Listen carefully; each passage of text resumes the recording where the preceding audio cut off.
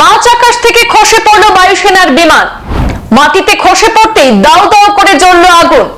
লেলিহান অগ্নিশিখায় জ্বলে যায় বায়ুসেনার মিরাজ 2000 বিমানটি।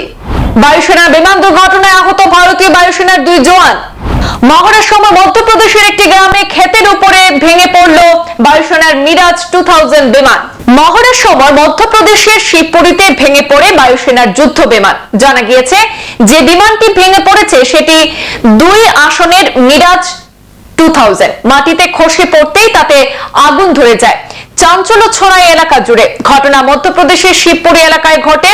সেখানে সোনারি চৌকি এলাকার কাছে একটি ক্ষেতের উপরে আছড়ে পড়ে আগুন ধরে যায় যুদ্ধ বিমানটিতে। ঘটনাস্থল থেকে ইতিমধ্যে উদ্ধার করা হয়েছে ভারতীয় বায়ুসেনার 2 জওয়ানকেও। কিন্তু কিভাবে এই দুর্ঘটনাটি সংঘটিত হয়েছে বিষয়টি এখনো তদন্ত সাপেক্ষ বলে জানাচ্ছে ভারতীয় বায়ুসেনা। তবে প্রাথমিকভাবে জানা গিয়েছে যান্ত্রিক কিছু গোলযোগের জেরেই এমন ভয়াবহ দুর্ঘটনার শিকার হয়েছে সেই বিমানটি এবং 2 বায়ুসেনা। প্রশিক্ষণে ব্যবহৃত এই বিমানটি নিয়েও রওনা দিয়েছিলেন তারা। মাঝপথেই ঘটে যায় এমন কাণ্ড। প্রত্যক্ষদর্শীরা জানিয়েছেন যে হঠাৎই জোরালো একটা আওয়াজে বেরিয়ে এসে দেখেন যে ক্ষেতের মধ্যে বিমান ভেঙে পড়েছে আর দাউ দাউ করে তাতে আগুন জ্বলছে। আর সেই ঘটনার খবর আশপাশ এলাকায় ছড়িয়ে পড়তে গ্রামবাসীরা ভিড় করেন সেই ক্ষেতে। খবর পেয়ে ঘটনাস্থলে পৌঁছায় পুলিশও। বিমান যেখানে ভেঙে পড়ে তার থেকে কিছুটা দূরে পাইলটদের উদ্ধার করা হয়। পরিস্থিতির ভয়াবহতা বুঝে দ্রুত উদ্ধার করা হয়েছে 2 সেনাকে।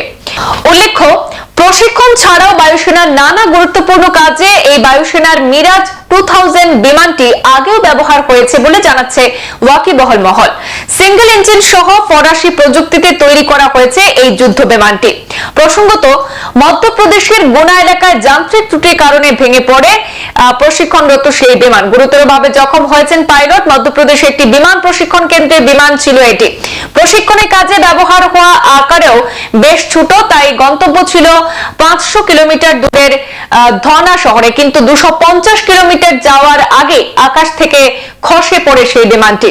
এবং এই দুর্ঘটনা কিভাবে সংঘটিত হয়েছে তা নিয়ে এখনো পর্যন্ত স্পষ্ট কিছু জানানো যায়নি। তবে গোটা ঘটনাটি তদন্ত সাপেক্ষ বলেই জানিয়েছে বায়ুসেনা। সংবাদ এই পর্যন্তই। ফিরছি পরবর্তী অন্যান্য আপডেট নিয়ে। ধন্যবাদ।